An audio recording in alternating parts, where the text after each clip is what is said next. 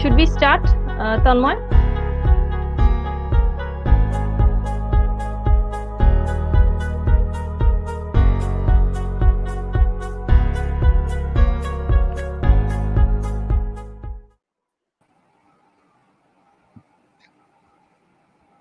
Okay, should we start? Yes. Okay. Good afternoon, everyone. On behalf of the Department of English, Midnapur College, I heartily welcome you all to this online lecture series. This afternoon, we are very honored to have with us Dr. Arunima Bhattacharya as our resource person. And she will be speaking on the topic disciplining the aberrant body in colonial Calcutta, Calcutta Handbooks and regulating devices. Before she starts with her lecture, I would like to formally introduce her to all our participants who has been watching this program live on YouTube and Facebook. Dr. Arunima Bhattacharya is a postdoctoral research assistant on a AHRC funded project titled The Other from Within, Indian Anthropologists and the Birth of a Nation at the School of History in the University of Leeds. This project involves academics from the universities of Leeds, Edinburgh, and Manchester and focuses on the contributions made by the Indian anthropologists to global networks of research that aspired towards the reinvention of anthropology as a cosmopolitan transnational discipline and contributed to the process of decolonization in India. She has also completed her PhD in English literature and was the anniversary fellow at the Institute of Advanced Studies in Humanities at the University of Edinburgh, where she continues as a visiting research scholar. Without further ado, I would humbly request Dr. Arunima Bhattacharya to please deliver her address. Over to you, ma'am. Thank you, Shangita. Thank you, everyone, for being here, all those who are online. And thank you, Tanmay and Midnapur College, for this opportunity. I will share my slideshow and mute my camera for the time being because I don't want the network to be too stressed. So here it goes.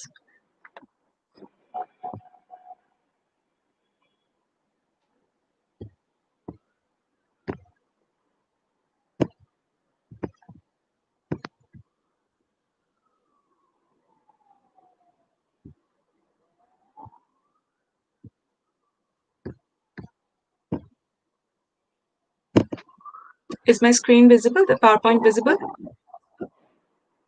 Yes, visible. It's visible. Okay. So I have worked on colonial handbooks about Indian cities in my doctoral thesis, but today I'll be dealing with a specific subgenre, which I'm calling the Calcutta Handbook, a specific set of books published between 1840s to 1940s about Calcutta, the second city of the empire, and the capital of British India till 1911, mapping my reading of this subgenre onto the changes in Calcutta's strategic position within the network of British imperial politics during this time. So as the title suggests, as you can see, I have called handbooks as regulating devices, but by this I mean that they were meant to guide people's lifestyle and habits, as well as physical movement within the city. Now, the presentation today has been it's like a snapshot of a chapter in my doctoral thesis, which I'm now preparing as a book. And I will be concentrating on specific keywords. So I will just list those keywords at the beginning of the talk. And of course, there are sections of the chapter which I'm not talking about, which we can pick up during the question answer session, if you're interested. So the first one is that of whiteness, how the concept of, whiteness as a category, which which I'm using to examine the underlying cultural and by implication political impulses that led to the white body being conceived of as a determinant of sociocultural privilege. I aim to build on the nostalgic myth-making and its political implications, the exclusivity of the British persona, as is understood here, as a product of representative techniques and social practices that embody race and class-based hierarchies. I'll talk about the concept of narrative pattern, the format, and the content of the handbooks that concentrating on race as a colonial strategy that consolidates unequal hierarchies of moral, social, and political subjugation, relating this to the corporeal body on which it is imposed, the making visible of the white British body as a cultural and moral standard, and the invisibility of Indian bodies in handbook narrative, relating the narrative representative techniques to the colonial governmentality that was in use or in practice, and its conflicted rendering in the colonial space fraught with inequalities.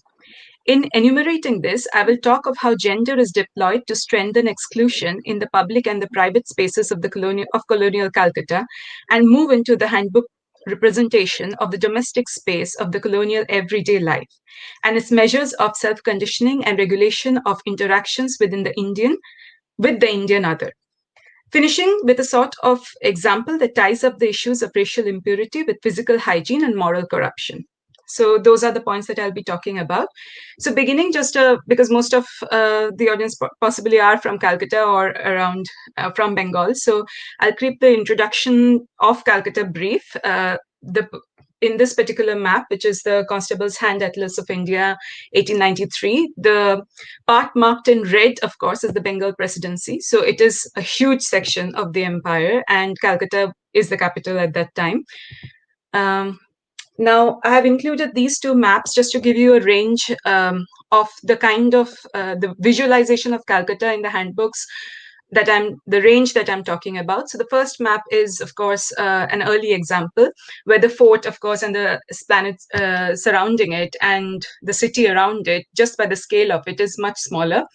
And you can see that the section marked in red actually is what is designated as the white town, and the one in yellow, the one that's expanding towards the north, is the black town. But though, of course, from scholarship that exists, we know that the divisions were not that strict, and there were sections of urban slums within the white town of the city. There was also this grey town, and we'll get into that as we go on. But this is the handbooks in early 1840s were dealing with a city that looked somewhat like this spatially. And then we move on to the early 20th century, and the second map on your right, I guess, is the one that is of a much larger city, which is now very well connected. It has bridges, it has railway lines moving into further connecting it to larger other cities of India, and it also has, the city has expanded southwards a lot. And you can compare the fort actually and the surroundings empty space just to see the difference in the scale of the city as it grows and has expanded in the mid 20th century. So this is what we will be dealing with, the city's spatial narrative. And this, of course, is an example of a handbook. It's just a generic one. It's a W. Newman and Co.'s published handbook to Calcutta, which has, and this is the map that is, sort of attached to the first page of the handbook, which usually is the case with most handbooks. So the handbooks that I'm talking about are mostly published by presses that are publishing from London, but also have offices in Calcutta and Bombay at that time. They are transnational publication houses, so as to say, in that sense. And these handbooks range from the period of 1840s around to about 1940. And what I'm reading the subgenre as a one in transition. That is a handbook that sort of kind of had affinities with the colonial handbooks, which were huge tomes, very detailed descriptions of ethnography, of various different types of information, a compendium of sorts. And its transition to a more pocket-sized, traveler-friendly guidebook version of it towards 1940s and 1930s. So that is the transition that I'm looking at. And it's so the handbook ranges in I'm looking at the handbook so as to say, when I'm saying that it's a regulating device, it's used to regulate the sort of cultural, ideological, and also the spatial awareness of the person who is pursuing this handbook. So it is, in a way, cultural technology of rule, and sort of a cultural technology that sort of adds to or informs a person's understanding of the space that they inhabit. Also, they are highly intertextual, as we will see that they have sections of the early handbooks kind of then sort of had information that we would later find in cookbooks, in household manuals, in city directories. All these informations were collated in the early handbooks, which later then became different genres. Handbooks like, so my main argument when I say that I'm using handbooks as regulating devices, is that they act as safety valves to diffuse the anxiety of difference, not only between expectations and realities, that is the expectation that the image of the empire generated in the hearts of administrative officials, travelers to colonial countries and cities, but the contrast, the conflict that it had with the reality of the encounter in the contact zone, and also the difference between the self and the other, of course. So a good place to start the history of Calcutta, or the kind of history that I'm looking at, is the Victoria Memorial. It's a good place to start about talking about the complex politics of affect and power around the capital city of the British Empire. Calcutta was the cultural and political and economic stronghold of the British Indian Empire, but partly because of its cultural and political backdrop, it was also the city where the Indian movement for independence was gaining ground. The later part of the 19th century was interrupted by several famines in the Bengal region and an onset of recurrent cholera and smallpox epidemics. But the biggest jolt was the decision of the government to partition Bengal in 1905, which led to massive mass mobilization against the decision of Lord Curzon, the then Viceroy of India. Protests led to revocation of the decision, but it also reflected poorly on the British administration. This development culminated in the shift of the capital to Delhi in 1911. The Victoria Memorial was commissioned on the death of Queen Victoria in 1901 with public support and funding to create a physical memory of British contribution in India. Curzon was trying to change the narrative of British rule in India, concentrating on the processes of memorialization and historiography of the capital, and also the entire country. However, the Swadeshi movement in 1905 and the shift of the capital made this building, which opened to public in 1921, a bit of an anachronistic reminder of the dissensions within the Indian public that were only to gather force with the progression of the 20th century. So that's where we start. And coming to another theme in it is the body, of course. And I've quoted here from Tony Ballantyne and Antonia Burton.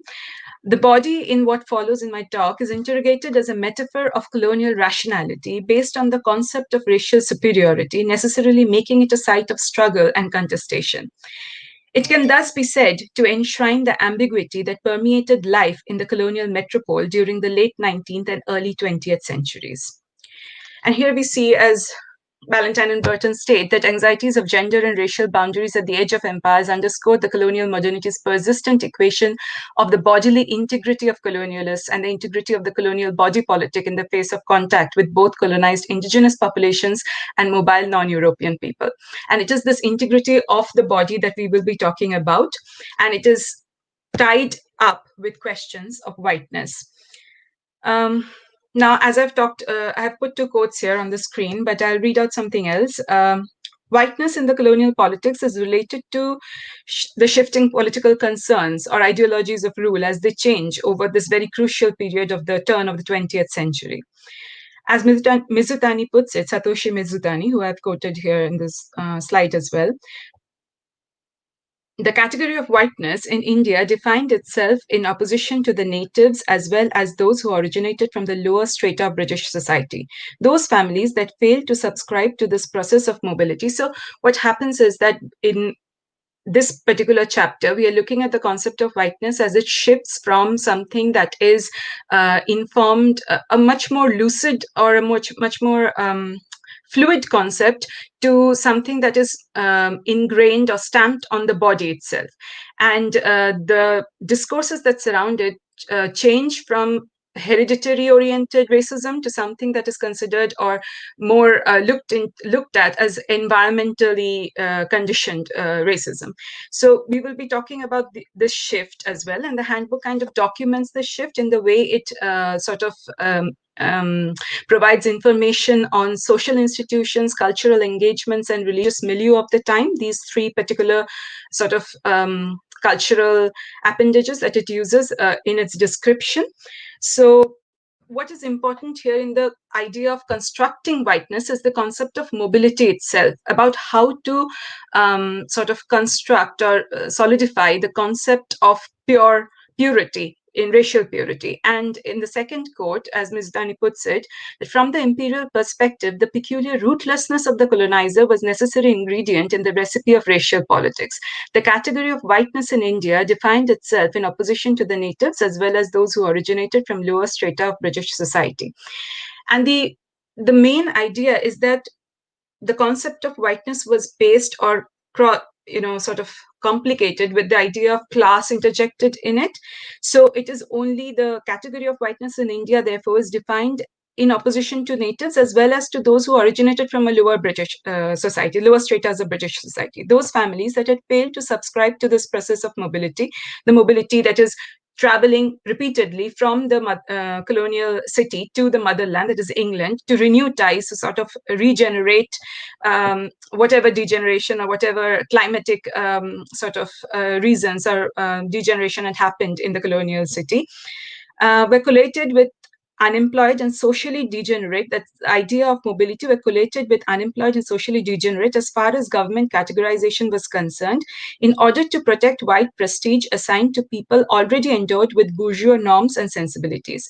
The notion of degeneration attributed moral corruption to the Indian climate, and the lower classes of Europeans were seen as morally unreliable and susceptible to the supposed degenerative forces of India, including climatic difference, cultural contamination, and sexual temptation. According to Mizutani, this served to naturalize the economic condition of the spatial politics of whiteness. It made it appear as though Eurasians and domiciled Europeans were poor and thus not white enough because of their degeneration. Because of its obsession with British racial prestige, the colonial government could not afford any social space where non-bourgeois modes of whiteness, as embodied by manual workers or subaltern soldiers, could flourish, and this created a significant tension in the social fabric of the city.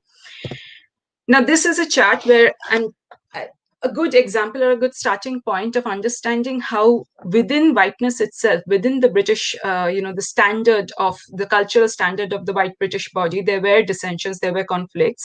I'll be looking at this terminology, which is that of the Eurasian, the Anglo-Indian, and the domiciled Europeans. And there is a difference of category of race and class intersecting in each of these categories. And the handbook genre is very, very sensitive to these differences. And I'll be coming back to these terms, but you'll have them on the screen. So I'll start with the Eurasian example. The whole idea of the shift from a fluid category, a fluid understanding of race to a more closed up sort of understanding of race is traceable first in the whole shift from the Nawab, the image of the Nawab, to that of the Sahib. The decadent Nawabs of the 18th century, who had indulged in native forms of cultural excess and shows of extravagance, were now held up to scorn, and evangelical pursuits of the socio-political and moral governance of empire subjects by enlightened civilizational propagandists were favored. This new moralistic stance necessitated a keen awareness of the bodily integrity of the colonizers, which supplemented the power structures that validated both racial supremacy and civilizational rule. Ballantyne and Burton, who I had quoted earlier, discussed the complex nature of anxieties that plagued the preservation of such boundaries in the heterogeneous domain characteristic of contact zones. This bodily integrity was bound up in the perception of whiteness itself. Of course, these bodily borders were under constant shift and revision. Whiteness was an unstable category. And what the shift from the Nawab to the Sahib image did is to close off that category and sort of make it a more absolute category. That is, the Sahib was now in its in his sort of encounter with the colonial space, much more well-defined than his surroundings and environment, as well as the people who inhabited or co-inhabited the same colonial city with this particular cultural stereotype. Now, with the Eurasian community, it's a good example because it starts with the first example I have here, which is from J.H. Stockweller's book, in which they use the term Eurasian, which was not yet sort of voted out because of the slur, that it was meant as a slur, of course, because it's associated with miscegenation.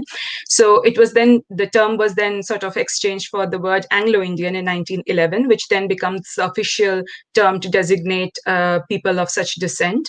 But here we have this section from Stockweller, and if you see, he says that we may be reminded of having... So here Stockweller is kind of making it very clear that Eurasians are not people who are genetically or biologically capable of doing certain kinds of jobs, and therefore they should be not really encouraging this sort of community to thrive in a way. So here he's talking about the usual Eurasian complaint that the government have closed off parts of employment for this particular mixed race community. And he says that why? Easy and sure ones of company regular services which incur no speculative risk and render necessary no greater average of daily labor than they had always performed and still do perform. The army is in general an indolent life for all who choose to be indolent, but how come it is that Eurasians, if naturally energetic and vigorous-minded race, did not enter the more arduous lines of life which were always open to them in their several grades? The reason is obvious. It is no refutation of our argument to shew that, which is, of course, the way it was written then, that they made an effort to be rendered eligible for the company's service when they have never, as a body, been found to be active mechanics, industrious agriculturists, enterprising seamen, or daring politicians. So, of course, it's a very negative point of view on this. And this particular extract is from W. Newman's book, which was published in 1927, which is another handbook on Calcutta. And you see that the perception of this community has changed a lot. It has become largely positive, and it has also, there is a tonality that suggests that Eurasians have been co-opted or sort of included within the hierarchies of white racial supremacy in the city, or broadly speaking of the country, because this is a time which is post-1920s, and this is a time when the Indian national movement or the Indian society is sort of kind of coming into its own, and therefore the distinctions between races has to now become much more sort of clear, and therefore Eurasians have either been co-opted within the service of the empire, or they are being, in general, the discourse about this community is changing a lot.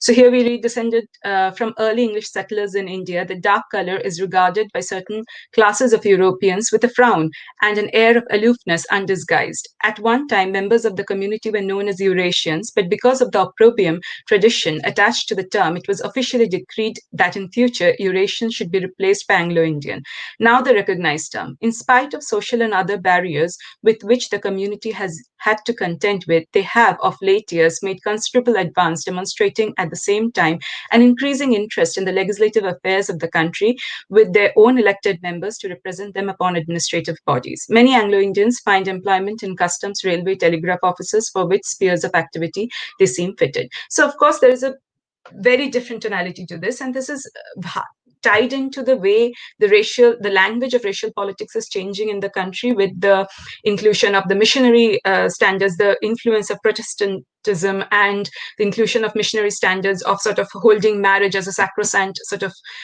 institution of Anglo-Indian communities in India, particularly British households in India. And that kind of leads to a shift towards a much more sort of evangelist view towards this community. And it shows in the way the administration is treating the community in trying to establish schools for them, in trying to sort of reduce the visibility of white poor people or pauperism on the streets of Calcutta as a city, and kind of rounding up a young Anglo-Indian or Eurasian children and sending them off to convent schools or to missionary schools established in the hills, such as in Darjeeling or in Kalimpong. So it is a result of that kind of a shift in the mentality of the colonial officials. Now, this kind of shift in racial sort of politics is tied in with the idea of colonial governmentality. And it is important to understand why governmentality works in a different context or is a conflict, a sort of contingent on the temporaneous and the localist nature of colonialism. Foucault describes governmentality as how to govern oneself, how to be governed, how to govern others, by whom the people will accept being governed, how to become the best possible governor, all these problems. In this case, the subject is a colonial administrator, a resident of Calcutta, or a casual European British traveler. Okay, in the case of the handbook. David Scott says that colonial governmentality is not a unitary project based on single rationality of rule, as colonialism itself is contingent on time and location and the nature of the colonial space.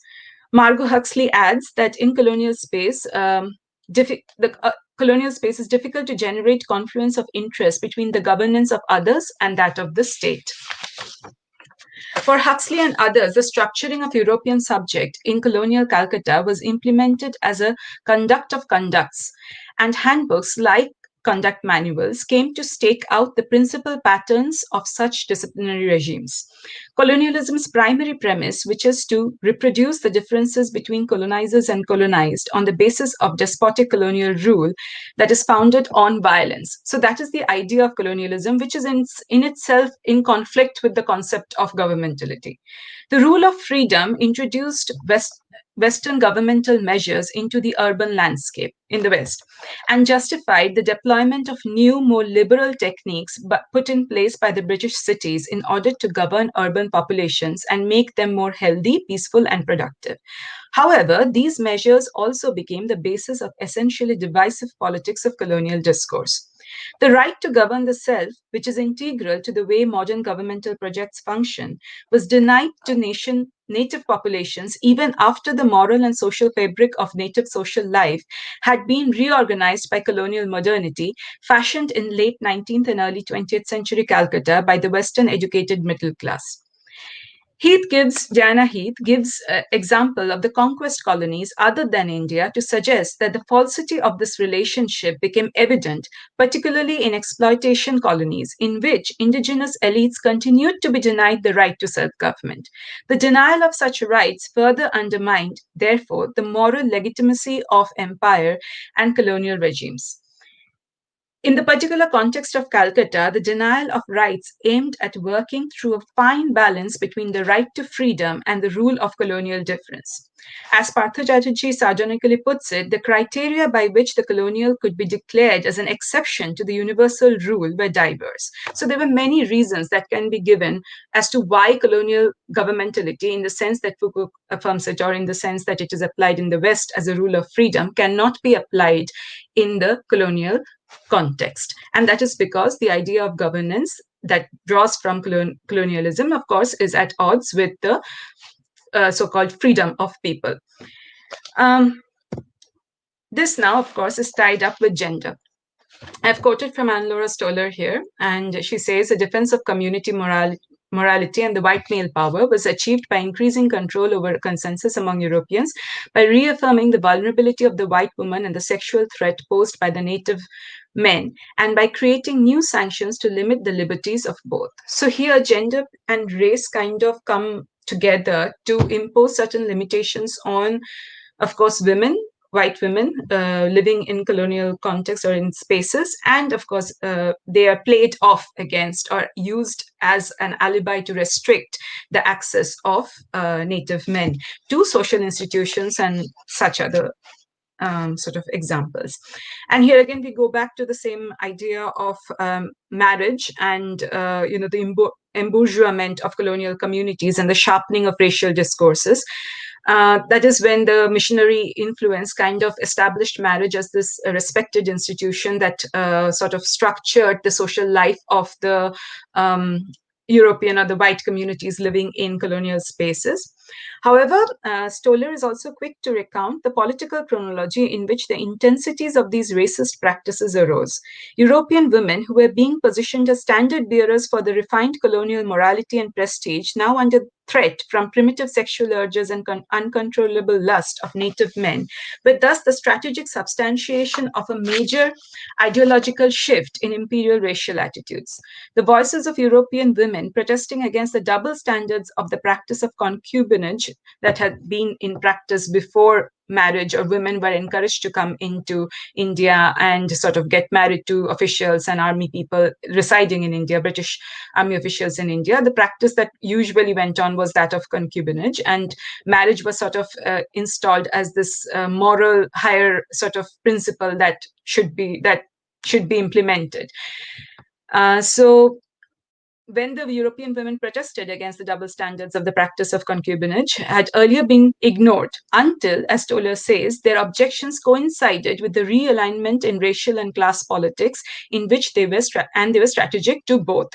Not that the strategic role of European women in redefining the boundaries of white prestige and privilege empowered them in the process. Rather, the revised racial stratification that marked a shift in colonial ideology towards a stricter consciousness of racial difference acted as a double bind on the freedom of mobility and visibility for both European female and the native male body to safeguard the boundaries of colonial rule and power.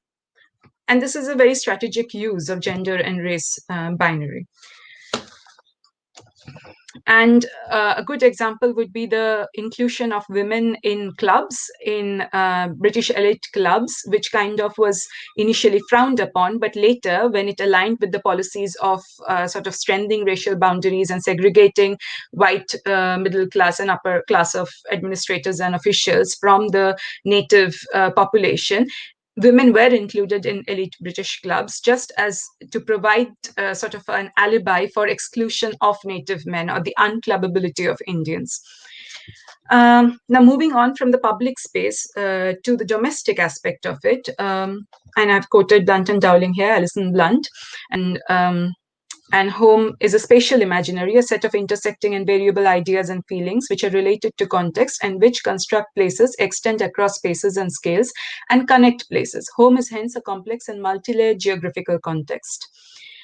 The domestic space was by no means exclusive of the ideologies that structured the public space of colonial Calcutta. Neither was it simply an extension of the structures of difference that govern social interaction in, for example, officers,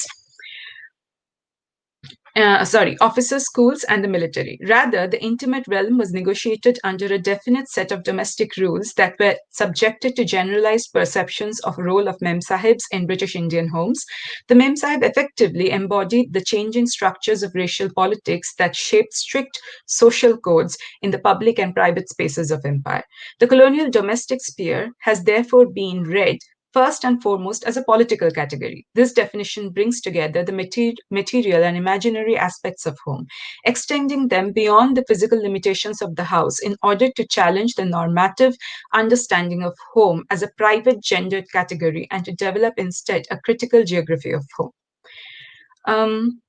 Now, it should be clear by now that the handbooks were a witness to the governmental technologies of rule and which had two conflicting aspects to it. The previous section dealt with the way in which handbooks were used to document the impact of governmental projects on public space and institutions, regulating the population but failing to counteract the many contradictions and paradoxes the colonial space offered to the Foucauldian understanding of governmentality. In line with Huxley's interpretation of governmentality as the conduct of conducts, a way of fashioning subjects as citizens, I will use this section to consider how those same handbooks served as a reflection of the slippages between governmental aspirations and outcomes of programs, designed to incorporate the private space of European households into the public discourse of handbooks and related genres. I therefore agree with Mary Proceder and Alison Blunt in reading handbooks and allied genres as cultural technologies of rule.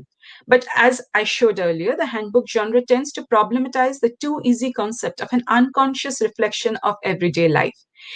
Even though it does not provide a covert or explicit political commentary, the handbook brings together characteristic features that draw from multiple disciplines and genres of study: anthropological measures of population regulation, household guides, cookbooks, memoirs, historical narratives, in order to build a multi-scalar narrative of the colonial experience through a collage of narrative devices borrowed from popular genres.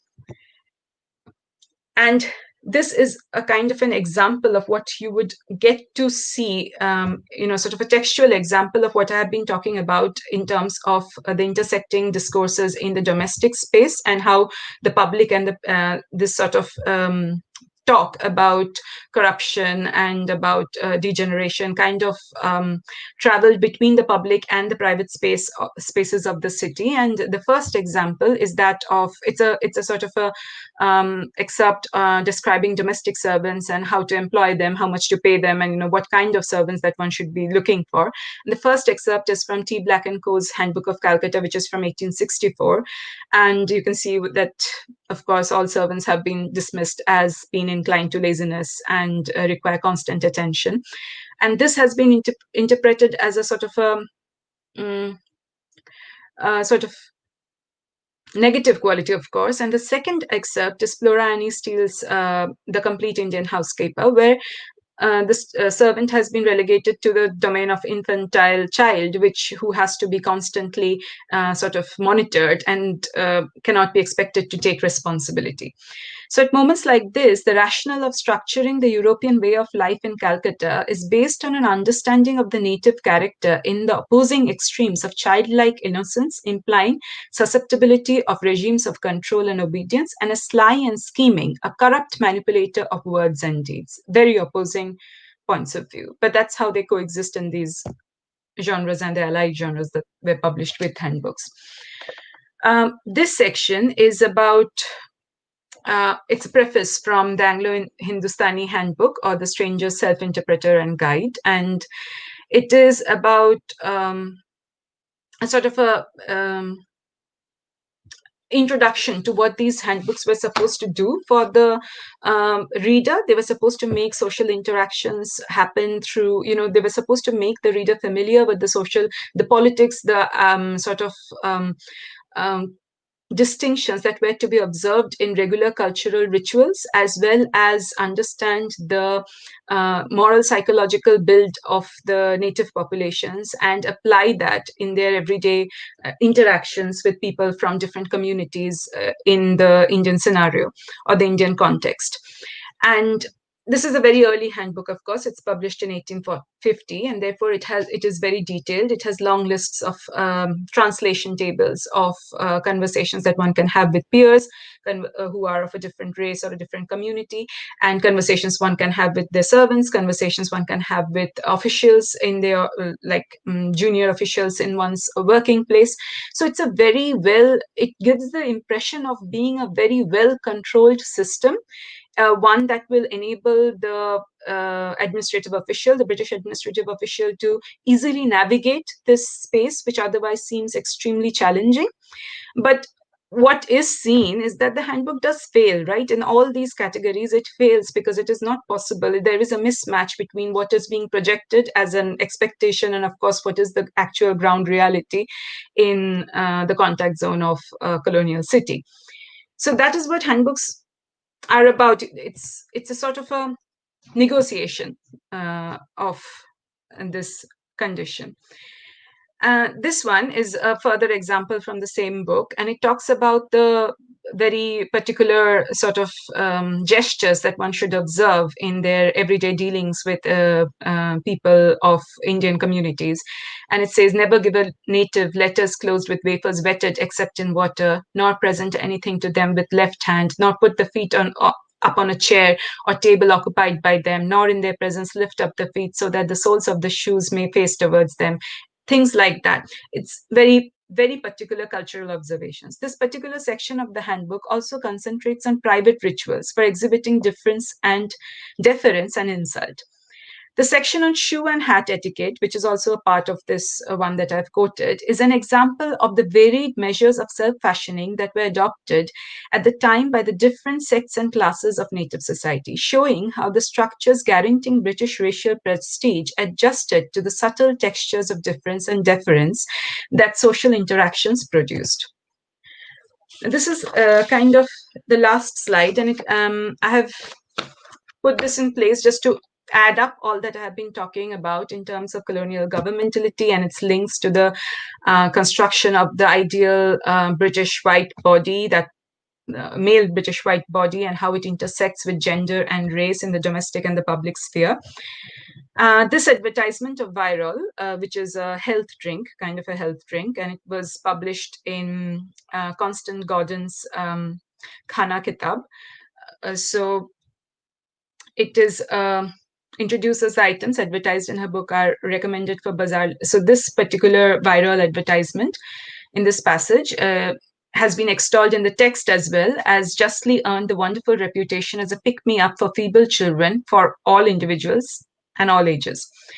So this particular advertisement for viral plays out some of the main material and affective aspects of the colonial capitalist discourse of hygiene. As Prasad argues, hygiene worked effectively by attributing emotions to a range of practices involving both the individual, citizen, householder, neighbor, and collective, that is, social, cultural, national body. Affect in this context was a catalyst that translated pestilence, filth, and disease into a socially and culturally authorized vocabulary of purity, pollution, and cleanliness.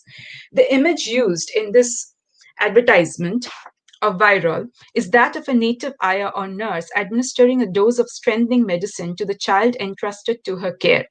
The literature attached to the ad then mentions that this beautiful child was one of the viral babies of all nations at the Ideal Home exhibitions. That is the exhibition that the advertisement cites. Her mother says that she was very backward for her age. But after taking viral, she is now one of the sturdiest children of her age. The viral advertisement borrows the unifying metaphor of colonial exhibitions that was extremely popular during the Victorian era. Such exhibitions provided a visual metaphor for the essential connection between home, that is England, and the colonial outposts of the peripheries. Deborah Ryan has explained how the Ideal Home exhibition showed a more domestic view of the empire than the international exhibitions and frequently featured anthropological displays representing primitive people not just as exotic others but also as domesticated imperial subjects. In this context, the picture of the ayah and the child not only incorporates the affective and material aspects of hygiene but also lays bare the paradoxical sentiments of othering and domestication that characterized interracial relations within the domestic space of the colony, where intimacy, care, and dependence were all fraught with suspicion and the threat of contamination. As mentioned in the previous section, European mothers at the time were advised to keep their children away from Indian servants so as to prevent corruption, such as acquiring an Indian way of speaking, which was considered tantamount to moral contamination of character. The viral image, therefore, registers a confirmation of the nostalgic importance of the European household in colonial India. But it also is also symptomatic of everything that threatened the exclusivity of the white racial prestige. The ayah or nurse, a common figure in colonial family photographs, had access to the two most intimate spaces of European household, the bedroom and the nursery. Both of these spaces became complicated sites of conflict and insecurity, as demonstrated in the previously mentioned, sort of pattern, the idea of mobility, that is the constant travel that one had to keep up between the colonial city and the actual motherland, that is England, preferably once a year, just to maintain the privileges that were associated with the white identity. The Anglo-Hindustani Handbook, stinging criticism of white women allowing male native servants to enter their bedrooms, also comes to mind. In these and other ways, the viral advertisement is a fitting image with which to sum up the bodily politics that I have been examining so far. Narrating the domestic space emerges as a structural anomaly in the Calcutta Handbooks as a subgenre. The early handbooks discussed, the Stockweller one or the tea black one from which the servant quote has been taken, insert the domestic through subsections titled as hints and advice, where the narrative breaks from the standardized objective mold to address the precarious sense of control on the intimate space of interracial interactions. Through the narrative devices of tables, translations of dialogues between masters and servants, or predictable household issues and activities related to personal hygiene, the handbooks from this period induced a sense of order and predictability into the domestic sphere. As the focus of the handbook narrative shifted to a more complex social grouping of forms of clubs and associations in the early 20th century handbooks, such as that of W.K. Firminger's Guidebook to Calcutta or H.E.A. Cotton's Handbook to Calcutta, in 1906 and 1907, the personal domain of household management received less narrative attention. However, the emergence of advertisement of goods and services in handbooks in the late 1920s introduced the domestic, personal, and intimate through visual representations. Food items, medicines, and services previously unattainable in Calcutta were now supplied through expansive networks of mobility that the early 20th century initiated. As these circuits of mobility developed, they affected major changes in the colonial mode of life in the city. They reorganized social hierarchies and revised racial and moral codes of categorization. The Calcutta Handbooks, in this sense, became enablers of these circuits of mobility, representing their possibilities and their reach across British Empire. Thank you. That was all.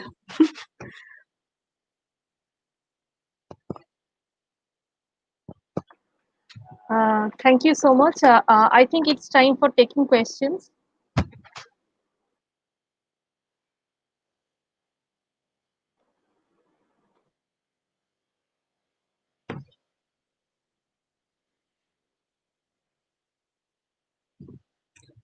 I can't hear you.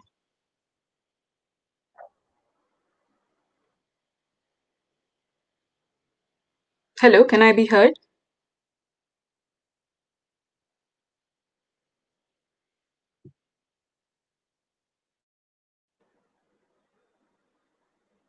I think it's time for taking questions right now. So let's take questions.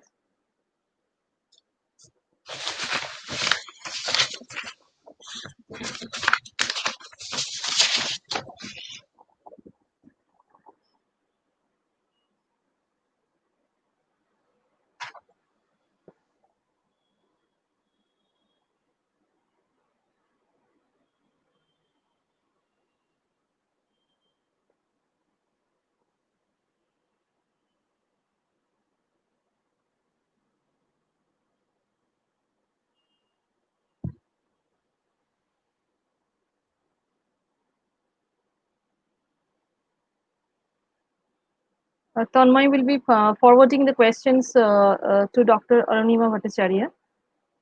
So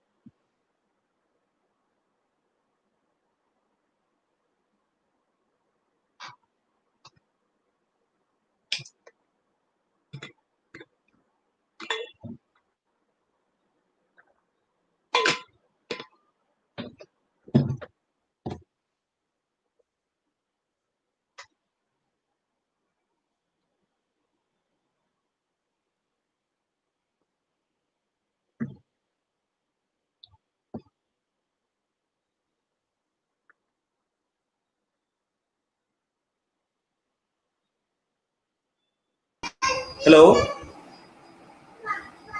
Hello. yes. Hello. So Yeah.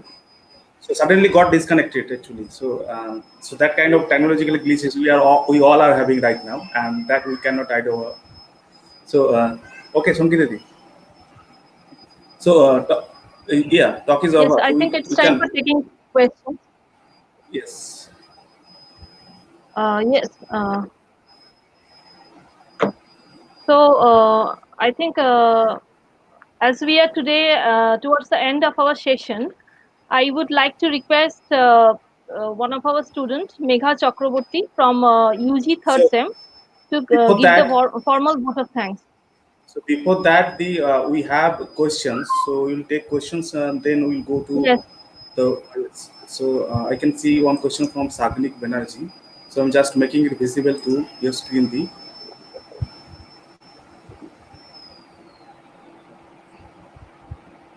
Okay. Shall I answer it? yes, yes. Um, so,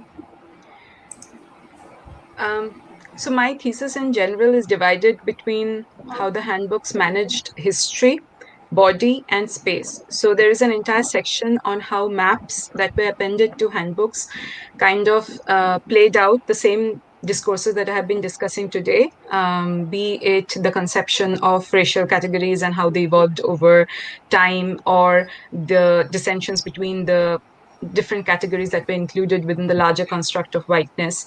And this kind of played out in the mapping and the planning of the city as well. Particularly when I'm talking about the body, I'm also talking about bodies which are not only just different in race and class, but also aberrant bodies, that is the diseased body, for example, and that led the famine, for example, or the smallpox and cholera epidemics that led to major sort of interventions in town planning. And the CIT was set up, and then the roads that were more like grid format roads and new opening up tank spaces in the northern part of the city, and the structure of structuring of space around Sort of communities sort of interventions in town happened. planning, and the CIT was set up, and Sorry. Yeah, so yes, it was played out spatially as well, and it can be studied from the maps that are appended to the texts, which I have done elsewhere. So there is a question from Morkoda. Uh, Yeah. So when I was talking about the gendered nations of the white body, I'm looking at the white British male body as a sort of standard that is being sort of constructed through rituals of every day, and also social rituals, also sort of that kind of speak to the hierarchies that exist. Now, this is, of course, a construct, right? And the handbook is looking at a situation where the construct is coming into contact with the actual reality of space, where these people are having to travel within the city, live within the city. And there is a lot of discomfort that is being generated through such a sort of confrontation. And that is where the handbook comes into play. That is its use, that is to sort of ease out that discomfort. And most often than not, it is not really able to do that because, well, it is also assuming a lot of things in its narrative, a lot of sort of constructs in its narrative.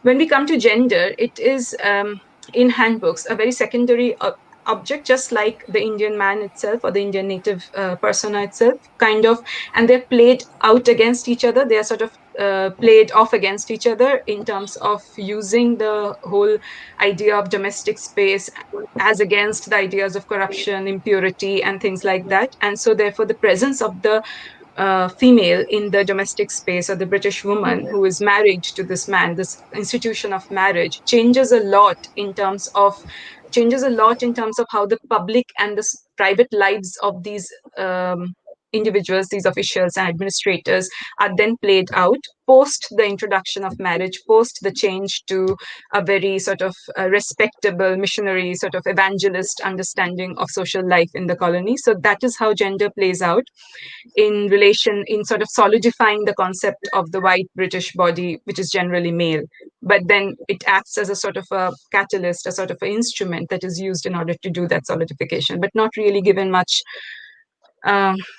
due in the process in terms of its own assertion. Thank you. so right now, as I'm not seeing any questions, so for their information, I would request if they have any questions later on. Actually, people are in the having the habit right now that as they can see it later on, as it is available on YouTube, so they can access to this talk later on. So at the time also, if they have any questions or queries or observations that come to their mind, so they are requested to put their observation or queries in the comment section. So I will try to collect those questions or observations later on. I will convey to our speaker then. So you can do that later on also. Sangita Di. Yes, so as we are towards the end of our session, I would like to heartily thank Dr. Arunima Bhattacharya for this wonderful and this brilliant session. And thank you also to all the participants who has been watching this program. Now I would like to request one of our students, Megha Chakraborty from UG third sem, to please give the formal vote of thanks. Over to you, Megha.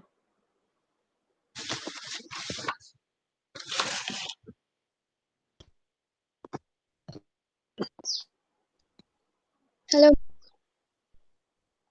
my name is Yes, Winter you are audible. Department College of Education. like to thank Dr. Arunima, such assistant University of illuminated totally invisible for sharing our science wisdom class.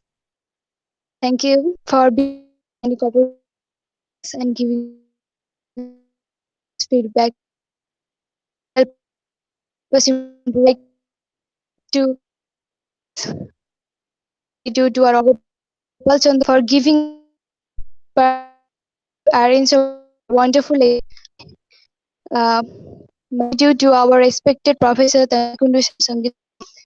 They have actually enabled this beautiful session and to take reality and make our lockdown period really beautiful. Also appreciate all the participants across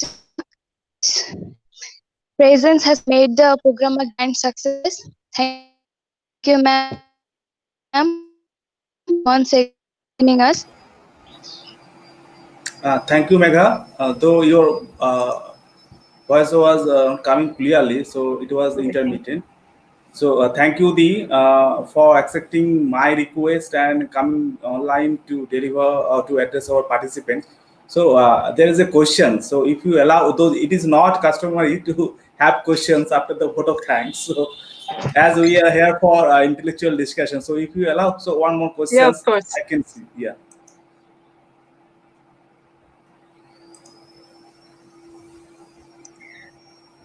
No, I don't. Well, this is not really related to the period I'm talking about. It would be too early for post-feminism, but